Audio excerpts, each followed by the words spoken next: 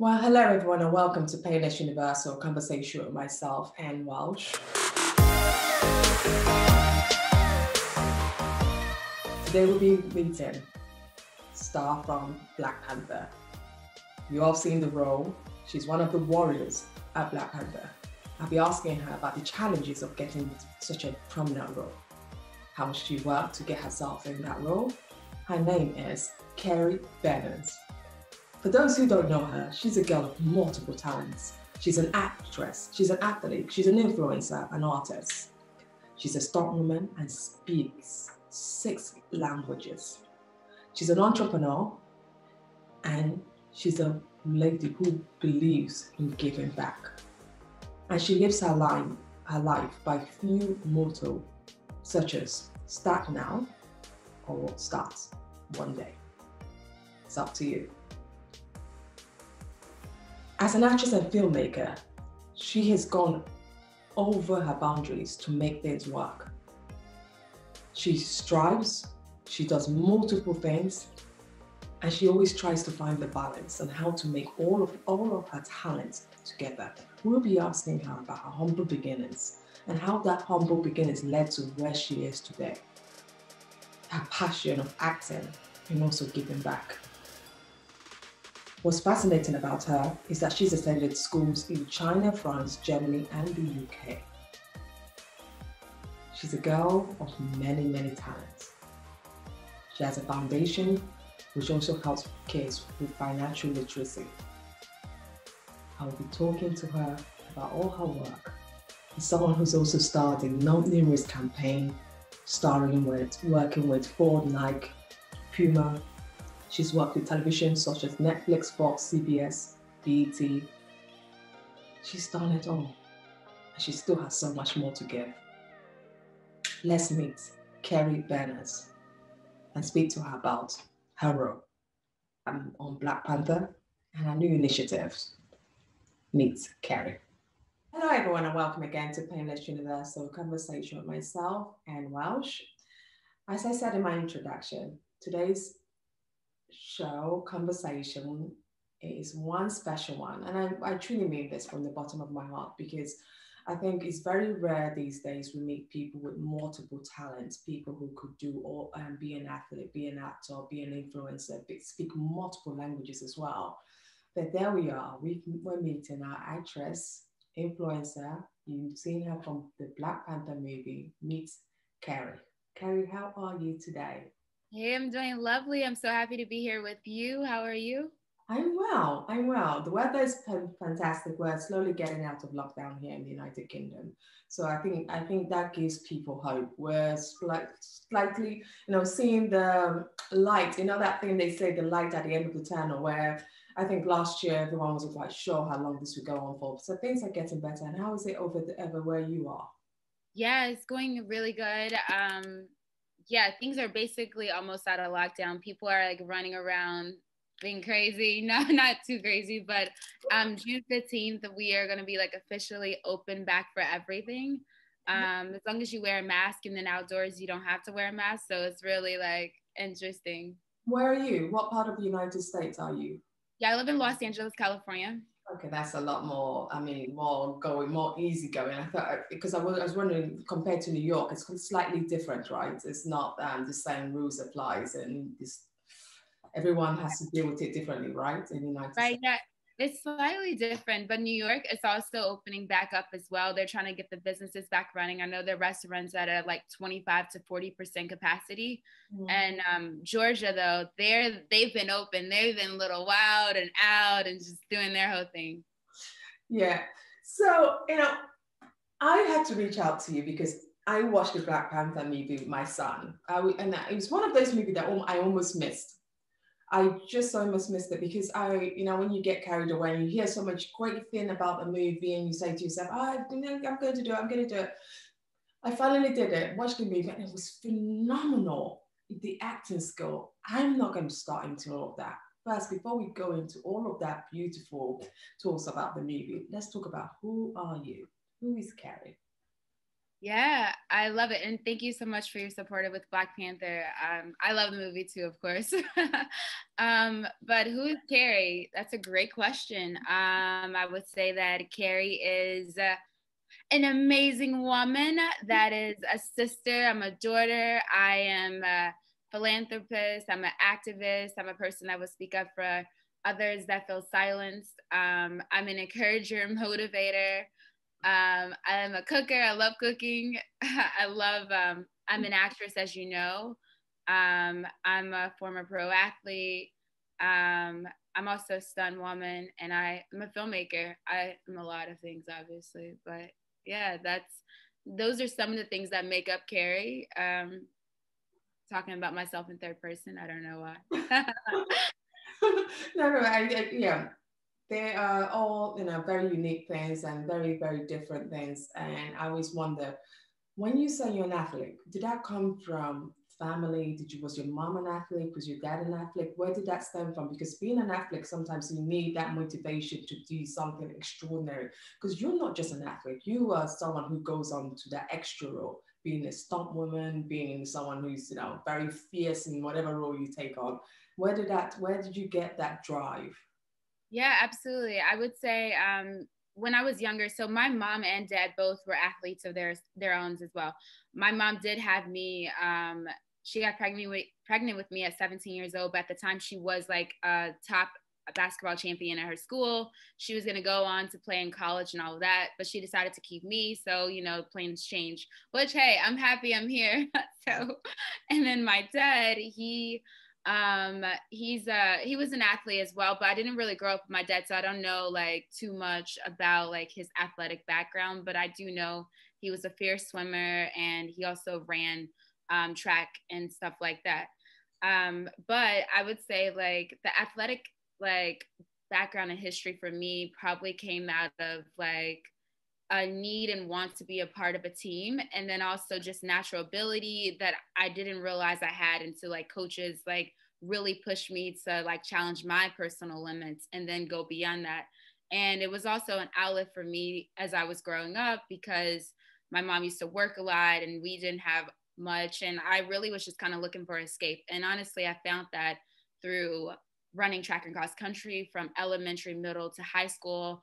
I played soccer for more than 15 years. I used to like flip in the streets with boys. Like I used to play basketball, swimming, every like little athletic thing I could do because it was fun. And it also took me away from like my situations or anything that I was going through at the time. And saying that, your situation of what you were going through, you described yourself growing up as a poor of goods, but wealthy of mind. Can you explain what you mean by that?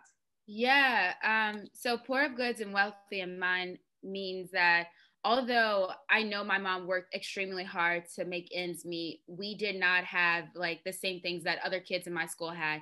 I may have had one or two new pairs of pants each year, maybe one new pair of like sneakers or shoes.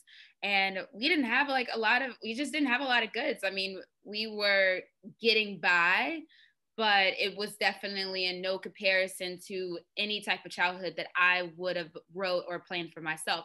Now, I'm not saying this is a bad thing because like, my mom made a lot with a little, and she also instilled really healthy mindset boundaries for us. She told us like, keep your legs closed, girls, so you don't have to go through situations like this. She would tell us like, we're beautiful, we're confident. And we also learned many different things about like staying humble just because we had humble beginnings, and other qualities that came with um, being able to be in any environment and to be able to thrive out of any situation, and being able to take the hands and cards you're dealt and to work with them instead of saying that the glass is half empty, saying it's half full, because you always look for the optimism of that situation versus saying I'm without. Yeah. If that makes any sense. That makes total sense. I think a lot of people look at it half empty and say to themselves, "Oh, it's almost done. I don't have anything," But you utilize that experience your mom gave you, because that was actually leading me to my next question. One of the things I've noticed from you is that your mom's experience for being a single teenage mom led you to also think, okay, I'm not going to repeat this. What gave you that discipline? Because I've watched so many movies or real life non-fiction of people who parents have been teenage mom, and automatically that follows them. It doesn't matter what you tell them, and they just automatically say, "Well, you did it, so why can't I do it?" What changed you? What drove you not to think on that line? Yeah, that's a really great question. And what I will say too, because my sister was a teenage mom, so she's my younger sister. It's funny. I mean, I think you kind of preach it to your kids and you encourage them. But my mom was like really, I'm not gonna say gun ho, but she just like, I think that because I was the oldest, I had the most like, I had the most challenges. I've seen the most. We moved around every 6 to 8 months to a new city, state, a new place, and we were moving around so frequently that I cried so many nights not wanting to move. I cried so many nights just wanting to just escape out of just like the reality that we were in. Now, at the time, I look back and I don't know, I had something popping up on my screen. Sorry.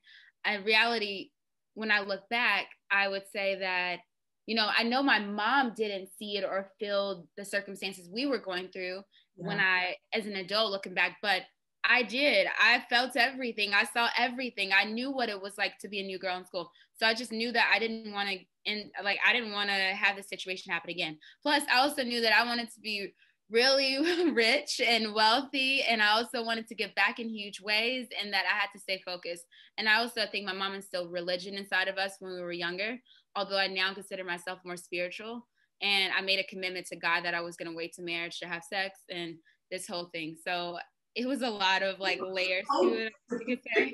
You found your discipline somehow, and I look at you, you said you've traveled, and what childhood memories prepared you for your independent traveling, your coaching and more? What really prepared you for that journey? Because you've been to London, you've been to Germany, you name it, you've definitely.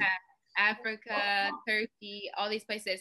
I would say honestly, it was that's one of the good things. I want to say good things about being poor or not having a lot is like you get into a lot of programs. Like either way, you can apply for these programs, but they're highly encouraged for. At the time when I was in high school, they were highly encouraged for me to do. One of the programs was called Youth About Business. And if it wasn't for this summer camp called Youth About Business that exposed me to the world of business, but in a very unique way, where I was in like a simulation camp playing a CEO of a company. And I was like having to write a 10K annual report by the end of the week. And I met so many executives, like people that when I hear like a president of a company at the time when this camp came about, I thought that was so far reach and so much bigger than me. And they made it seem that it was so tangible because these people were right in front of us, and they would give us advice and we would sit in their boardrooms. And I was just like hearing them speak of $1 million of money like this. So at that moment, it changed my mindset of what was attainable and feasible. Because I have to say, if I looked at little younger Carrie, there's no way I would have said, I dream of going to all these countries, maybe one country, not 15, 16 countries. And it was because of the exposure through Youth About Business and then an equal amount of exposure when I went to college and I was running track. I got injured and then I somehow stumbled across the study abroad office. And I met a lady named Ricky Hamilton, and she's the one that convinced me to like go to China and like learn Chinese and to like push my economics, like education to a whole new level. And then from there, I think, so we lived in Panama when I was younger, and then we moved to America. And then after that, I don't think I went to any other countries besides China was my first country outside of just like Central America. And then from there, no, take it back. London, Germany, France, came back, China, and then I went literally everywhere else after that. Wow. But I would say mentorship and people reaching out and expanding my mind of where I could go and encouraging me to like live beyond my street. Yes. And the environment that I knew. And that's something I noticed you're very much giving back. You're also helping other kids in that way. So which we'll get onto. But there's something you always. I'm going to go through your tagline because your taglines are really, really. I mean, jeez, does she come up with all these taglines like the poor of goods but wealthy of mind? That's one of them. Then this is another one we're coming to. The true measure of leadership is influence, nothing more or nothing less. Could you explain? 100%. Yeah, true measure of leadership is influence. It's like when you think about presidents of the United States, they have influence on people and how they make their decisions. When you think about celebrities, when you think about any great leader like Martin Luther King, they had influence on people. You can influence them to be challenged by their situation and grow from that, influence them to, want to lead, want to grow, want to have courage, or you can influence them to do bad things too. There's like peer pressure, etc. But to me, leadership, it really shows how much leadership you really have by the influence you have for others and how they go about and influence other people from there. Because it's a ripple effect. One person changes one person, or they can change 5 people, and those 5 people change another 5 people. And it's based on what you teach them, how you encourage them to grow to a new level. Or it could happen in the opposite way too, encourage them to do bad things as well. You know what I mean? I think, yeah, what you're saying is very true, Carrie, because even with Instagram and all this social media, it's very important that kids or whoever, kids, why I say kids, because I think their mind is not fully formed, that whatever you target, whatever you watch, you take your time, you really process it, because those people are also influencing your decision, right? So kind of very, very similar to what you're saying. You are a lady, and everyone who doesn't know you should know this today, of multiple talents. You are a speaker. You're a speaker of multiple languages. You're a performer.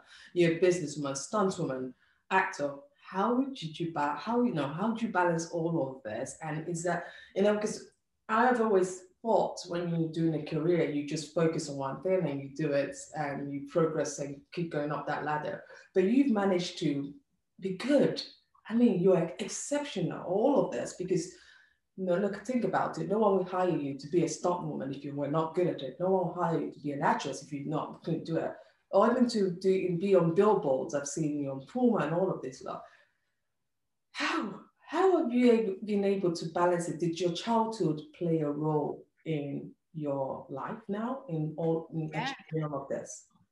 Absolutely. I think that's a great question. And a lot of people ask me that a lot. And sometimes I realize I'm like, oh my God, I was talking about this on Instagram yesterday. There's 24 hours in one day, and we all dictate how many hours we choose to use. And I think I use at least 18 to 19 of them most days.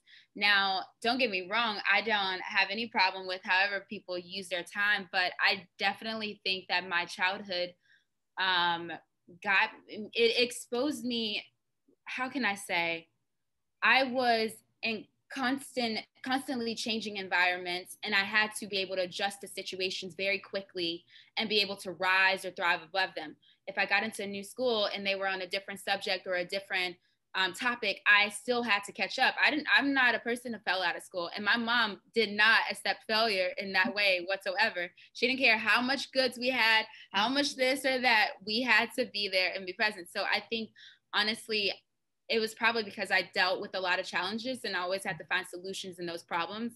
And I was doing multiple things at one time, because I was not only a student athlete, but I was also in this club, this organization, and going to school, and then coming home. And then if my mom didn't cook, then I would have to cook. And then I still had to just like continue things. And that just like transferred over to my adult years. And I would also say one other thing is, I'm thankful to have an incredible team of people around me, and I could not do it without my team, because, I do run a nonprofit. I have a film that just got into 9 film festivals so far, and I'm running like the whole thing with that. And that's a whole nother can of worms that I actually did not know much about. And I was like, what in the world?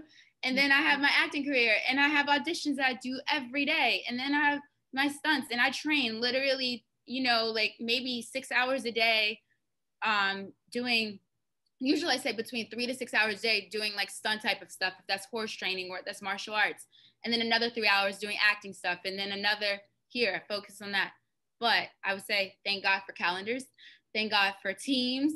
And I'm not going after getting all my opportunities. My team does that, and I trust them. And if I don't trust them, then they're not going to be working with me that much longer. But yeah, I hope that answer some of the questions? No, that definitely does. That definitely does, because I think the summary of it is just having a great network of people around you. It doesn't matter how many things you do in life, but once you have people you trust, not people you micromanage, but people you trust, that they could actually make decisions, certain decisions for you. And I think that works. And that also works for me. That's somehow how I manage my chronic illness. I manage being a mother, because you know, living with sickle cell is so challenging as well on its own. And then you manage being a mother, then you manage being, doing this, then you manage your own business, and you manage, all sorts of things. I have to do it all myself.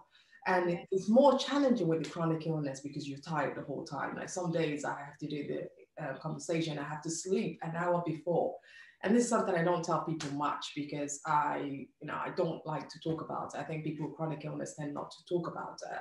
So, we're tired all the time, especially in cold weather. So, but when you have a good team, a good set of people who know, okay, she's tired. So by the time I come in for the interview, the questions are prepped, the research is done, the thing is done. So it's much easier. So I see where you're coming from. Absolutely. You are a super woman. Wow. I would have never known that about you. You carry yourself with so much grace and elegance, and you're so beautiful and so professional and just so amazing. So I just want to tell you that I stand with you, and I will be praying and sending good vibes to you. And you just made me realize one thing. I would say too, like I'm still in my 20s, thank you God, because I don't know, I do look forward to getting older one day, but it's so weird because I'm like auditioning for so much stuff that is so young. I'm not a mom, and I think that the difference between like me and other people is like I do have all this time and all these different little all my careers are my babies at this moment. So all of them, if I have 5 kids, I would have to figure out how to raise them and take care of them in their young, unique way. So I think I look at my careers as my babies. And I also give it up to the moms because that's also, I look back, I'm like, how in the heck did my mom do it? I don't know. It's not easy because you have to be super organized. It's just no room. You've got the homework, you've got the taking them to school, you've got the after school classes. And it's one of those things. But I think once you learn to make it fun, then it's no longer a big deal anymore. You just have to learn to make it fun and embrace your life and say, you know what, this is life. And I just have to incorporate it and not think too much about it. Yes, to that advice, because one day one day you're gonna get there, and it'd be, you will get there at a time where you figured out all your other babies of your businesses, and you incorporating the baby and kids will not be a big deal. Honestly, you would carry it, you would ace it. Trust me on this one. Thank you. Thank you. So I saw the ultimate tag when they called you and asked you to do this. The ultimate tag. I thought. Tell me how you got that role and what does it involve to be this ultimate, to do this show, Ultimate Tag? I mean, do you have to really train aggressively? Because these are people, semi-fit, semi-people, but you have to really be that mean person to make sure that they feel. Yeah, absolutely. I love Ultimate Tag. I love my character, the Banshee. It was so much fun. A lot more fun than I thought it would be, honestly. But when I got the original call for Ultimate Tag, I had got a referral from God, I can't think of his name. I don't want to mess it up, but he's absolutely incredible. He's a wrestler. I will think of his name later. I can't think of it right now, but basically, it's a fella. He's a stunt coordinator, stunt fighter. Corey DeMeyers reached out to me, and he said, "Hey, Carrie, like with your track background, I think you'll be really great on the show because they're looking for someone that does that can run, and it's basically a game of tag on steroids. And you also play a character, so you do your acting side, and then you also use your athletic side. Do you want to come out to like this warm-up, tryout kind of audition type of thing? We'll put you on a course. It does require some parkour, but we can train you in that if you don't know." And I was like, what? I was like, at first, I honestly, because I was like, I really want to be taken seriously as an actress, and like people don't look at me and like, why are you doing this show and all of that? But I got out to the course, And I remember they built out like this little parkour type of running course, and you run and you go through these obstacles and you literally chase someone and try to get their tag. Well, the first time they did it, they put me as the person that somebody's chasing after. And I was like, what in the world? So I was like, I want to be the chaser. I don't want to be chased after. But anyways, I remember just taking off, running as fast as I can, just going. And they were like, wow. They clocked in there like, you're one of the fastest girls. And I was like, oh, cool. I don't know what that means, but thank you. And then we did more runs and times, and I chased after some people. I said, do you like this? And I was like, yeah, it seems fun. And I did it one more time after that. And my team and I decided like we needed to know a decision. If I was going to be on the show, then great. But otherwise, I'm not going to continue to like run and possibly injure myself or anything. And then they invited me to be on the show. And before you know it, we shoot 10 episodes of the Ultimate Tag. I play this character called the Banshee. Yeah. I lure people in to take their tag and say, come play with me. And it's a lot of fun. It's like my alter ego. I freaking love it.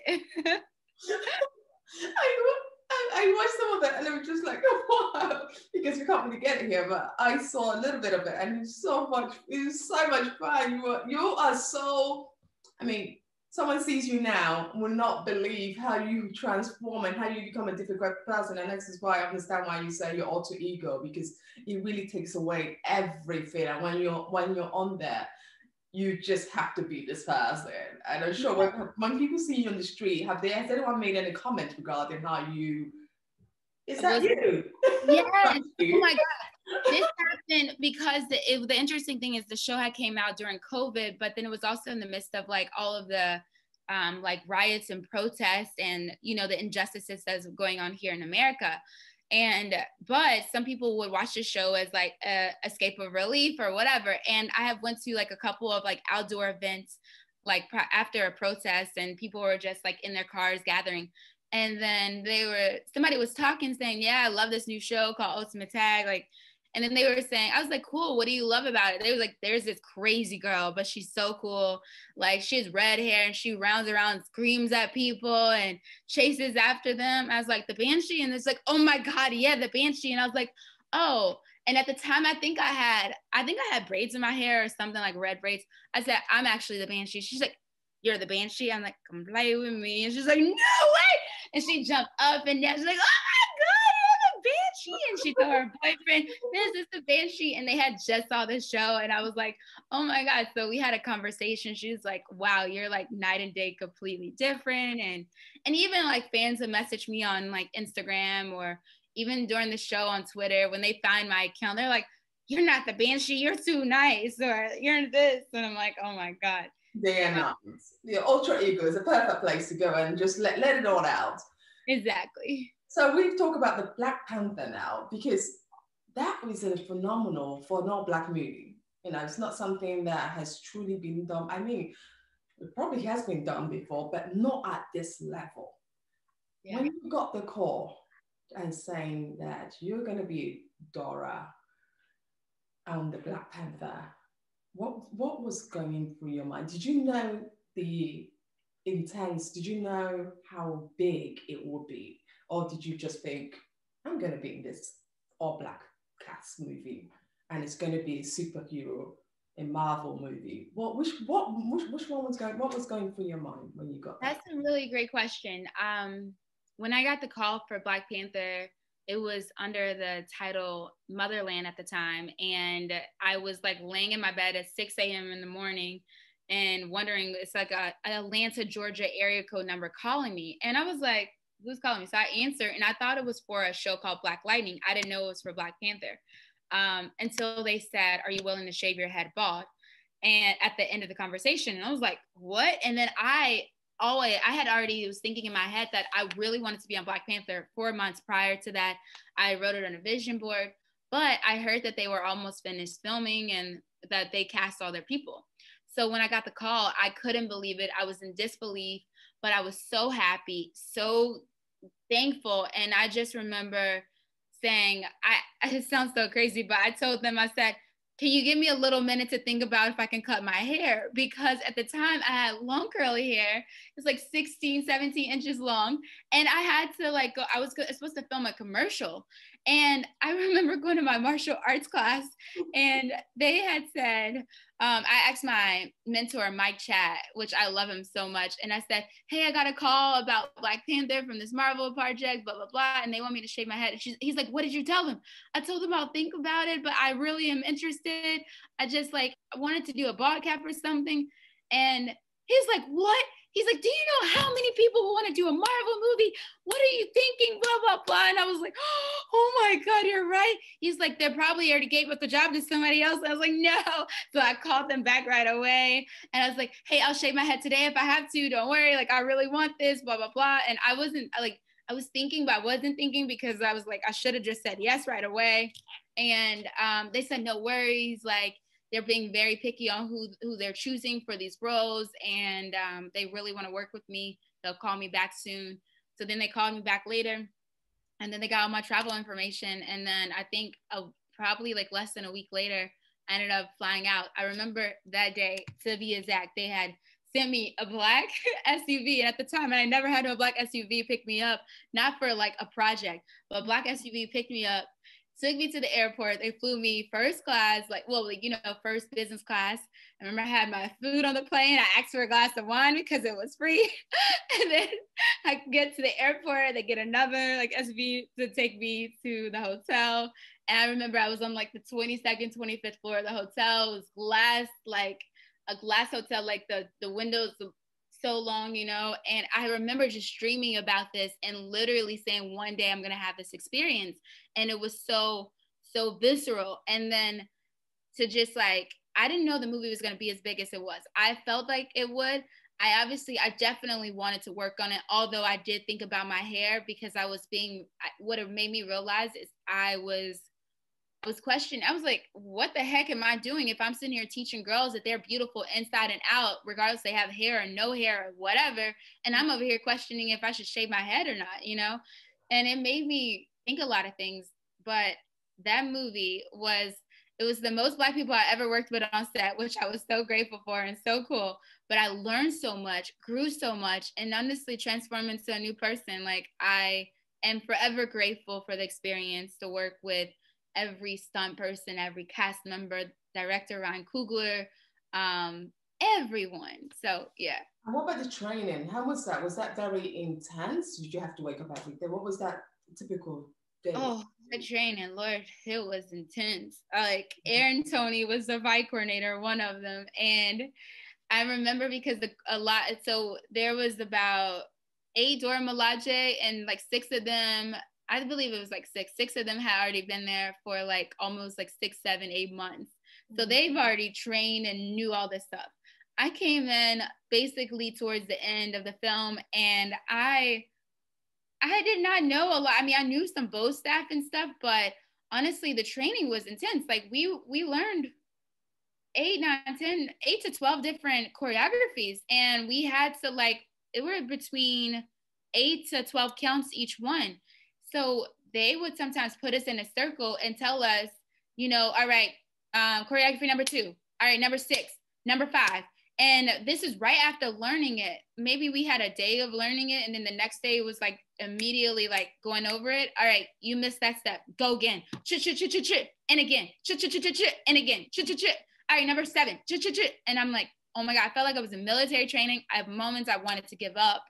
And then I had to realize my inner power and to like tell myself, no, I'm here for a reason. I don't care. I was one of the youngest girls there at the time, and just push through. I came out an even bigger warrior, honestly. Like, when I played a warrior, I literally was a warrior. That was me. After it made so much, the movie took up and it made, millions, millions of money. Did when people started calling your name and you go places, people recognized you, how did you take that? How did you feel that, look, you did this amazing role and now you're really being not just recognized, but fully recognized for a beautiful role you played? Yeah, I think early on it was super exciting. I was so grateful, and I just kept saying, like, you you never know, dreams do come true, I guess was like the message behind it. And also that, you know, really emphasizing that we're all warriors. And I felt so grateful to be in that experience because no one could have said, we on set knew we were making, you know, art. We were making something that was revolutionary, that was going to change the way that little Black young boys and girls, or how they see themselves on screen. It was going to transform, but we didn't know it was going to transform the entire world. But it was a grateful,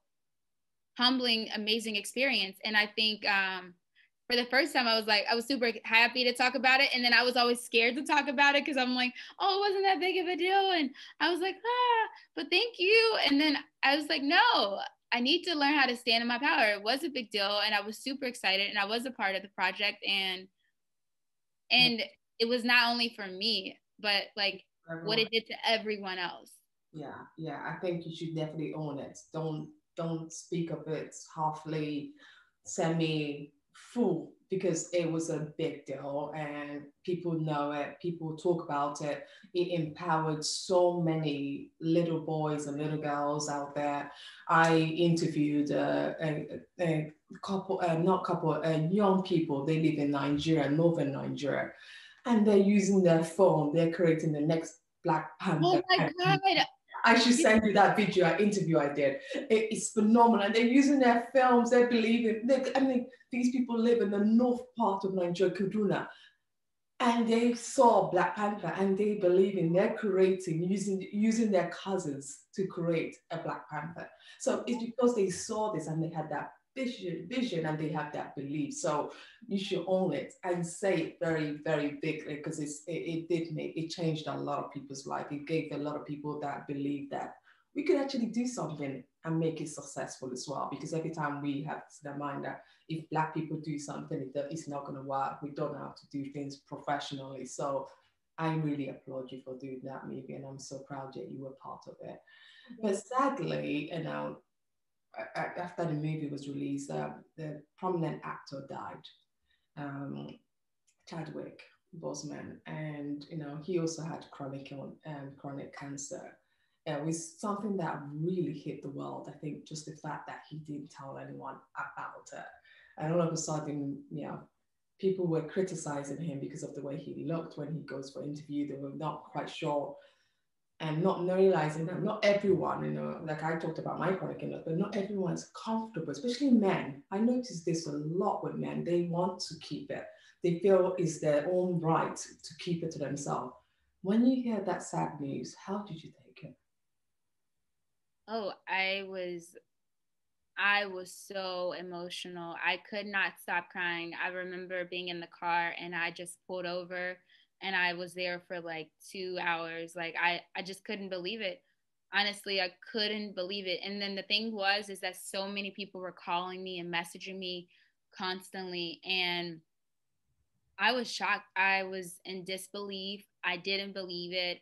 I said, this is fake news. I think I went through so many levels of not believing it until then I believed it, and then it hurt even more.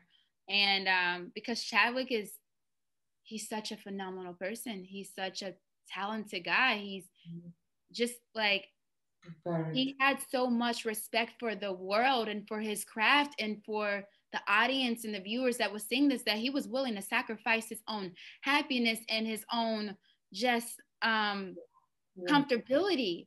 Like if he didn't communicate this to anyone. Like when I talked to other people on sets, they said that he never said that he was sick or he was ill. So it means everything that he showed up and he did it to the fullest. And to me, that was like the ultimate sacrifice, is like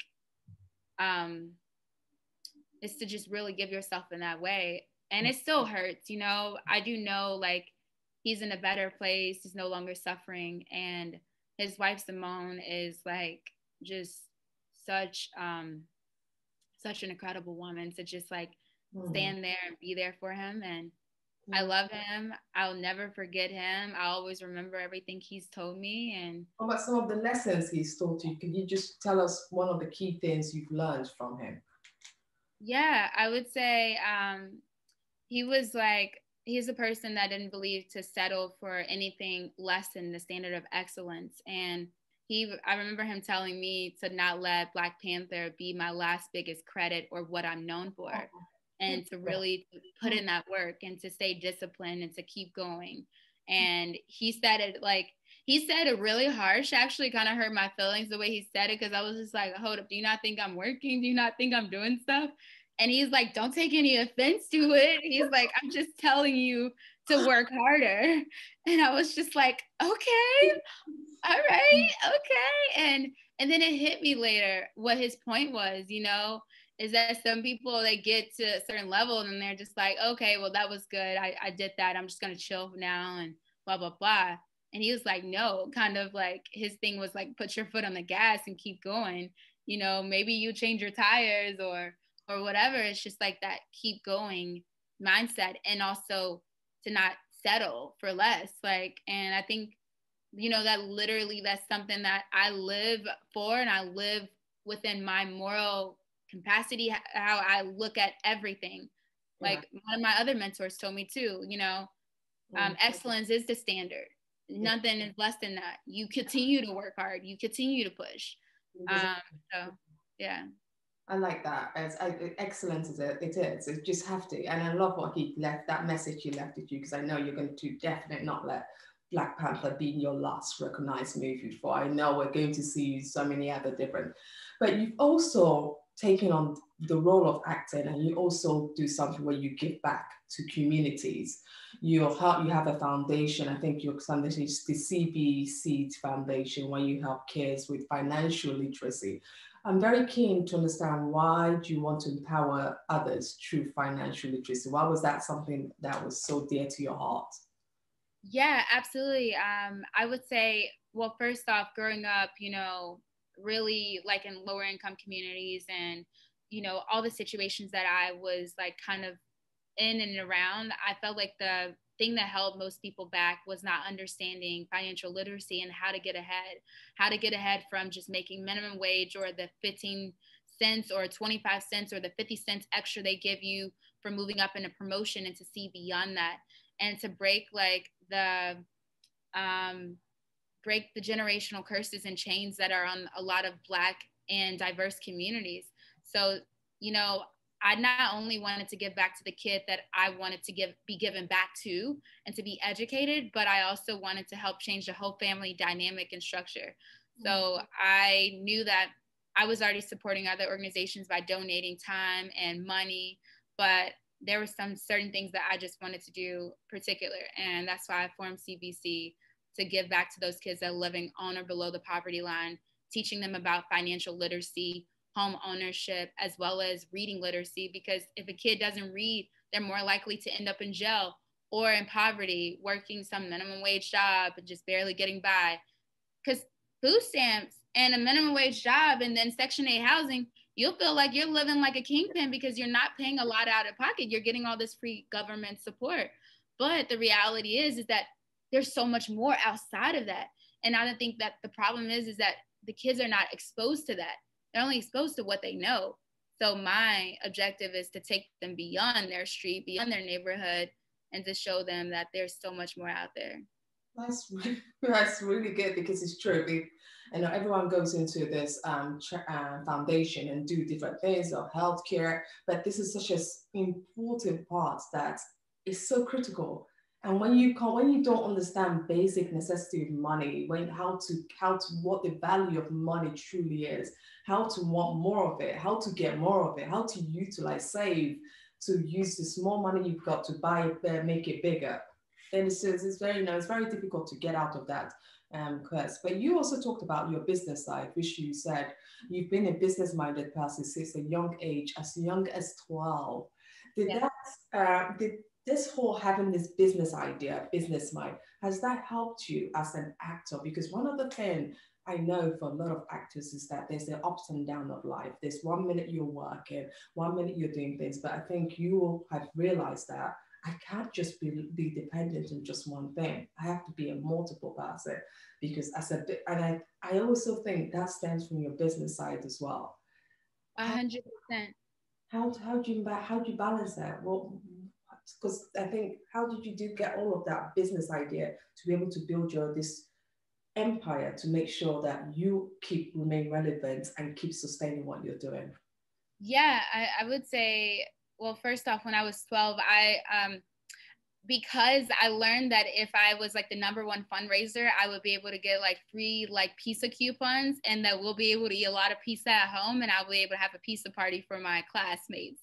So I was like so business minded, because I was like, well, let me figure out how I can knock on everyone's door in this neighborhood, and this neighborhood to be #1 fundraiser and sell all of the chocolates or whatever I need to sell. So my mom always told me I was just going, anytime I saw my aunts and uncles, I would ask them, can I rub your feet for $5 or whatever I could, to make money. And so I think that definitely always, was instilled in me. And then I went through like these summer business camp programs that definitely grew me even more. But I would say for me in my career, as far as like show business, it's like show and it's business, and you can be extremely talented, but if you have no business skills, you're not going to get very far.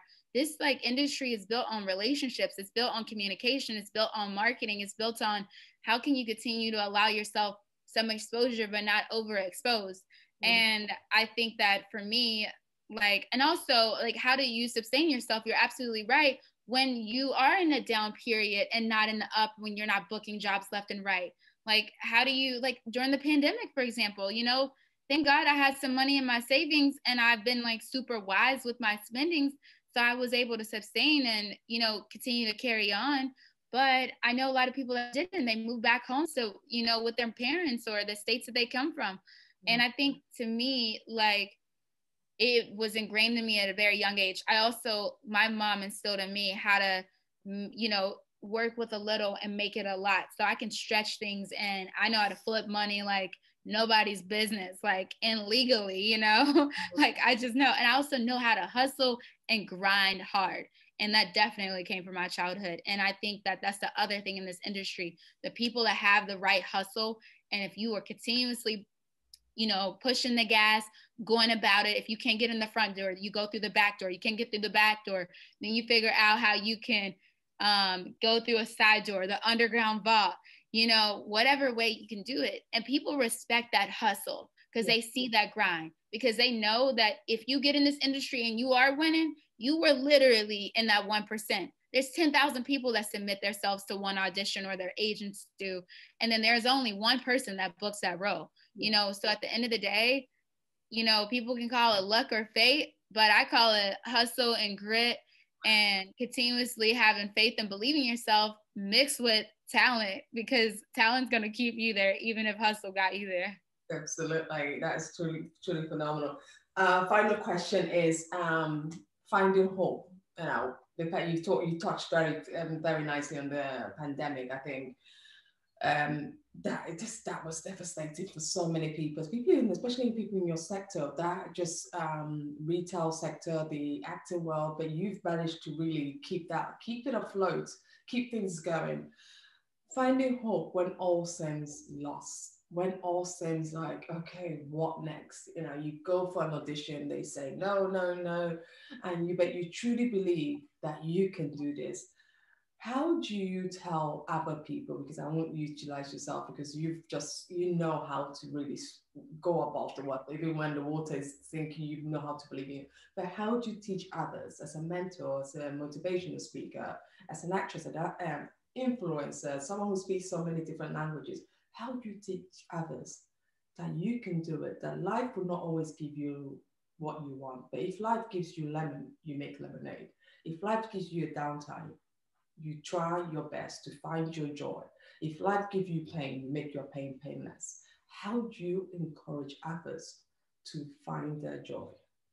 Absolutely. That's a wonderful question. I think that if a person, at the very moment I meet them and they feel just like hopeless, very just like they don't feel like anything is working out for them, I remind them that first off, you're breathing right now, and that your breath is in a very existence and a very point that your existence on this earth is so important, that your purpose on this earth has not died, that you still have it. Do you understand that how many people, they said the graveyard is the wealthiest place on the earth because people die with their dreams, they die with their purpose. And if you still have it, that means that things are possible.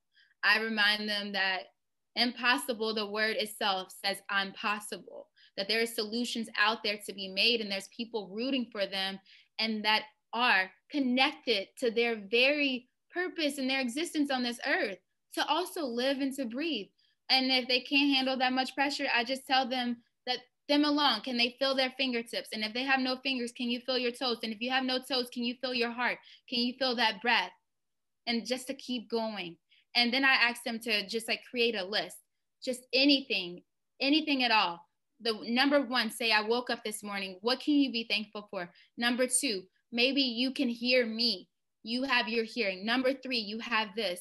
And I just encourage them that it does not have to happen overnight. But I use this quote all the time. It's one day or day one. Today is day one. If you can find something to be happy with and you can make the steps in the right direction, maybe you don't have enough money, maybe you don't have the resources, maybe you're not connected to the right people, then what can you do today to move yourself forward? Maybe, and then I encourage them to do this next thing, is to take out a sheet of paper, and if you can't write, then say it out loud. And if you had that dream situation happen in your favor, I want you to live in that moment right now. It just happened. Boom. And to start to say today, you know, April 29, 2021, I can't believe it's happening. I got the call. I booked that big role. My business is now opening. We're cutting the signs, the ribbons in 2 minutes. And I have tears down my face. I can't believe it's happening. Because I think the problem is that sometimes people have these dreams or they have these visions or they have these problems, but they can't see the solution. They can't see the vision behind it. And if you can bring yourself to the moment of feeling the chills on you by speaking it out, writing it out, then it's so much more tangible. And then you're just reigniting this fire to start breathing into it and walking into it. And all of a sudden, before you know it, you have this new motivation, this new level, and bam, you start working and doing it.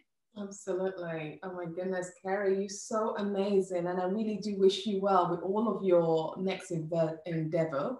And please always remember that Black Panther should not be your only most memorized role, because I know I have no doubt with you, because you're such a phenomenal person. You're hardworking, you're determined, you know how to hustle, and you're not embarrassed to do the things most people would not want to do. And that's sometimes what separates the difference between the winners and the losers, is those who are just willing to take that little bit of an extra step, and which is clearly what you do. I really applaud you, and I thank you so much for your time of having this conversation and sharing your wonderful story. Thank you. Thank you so much.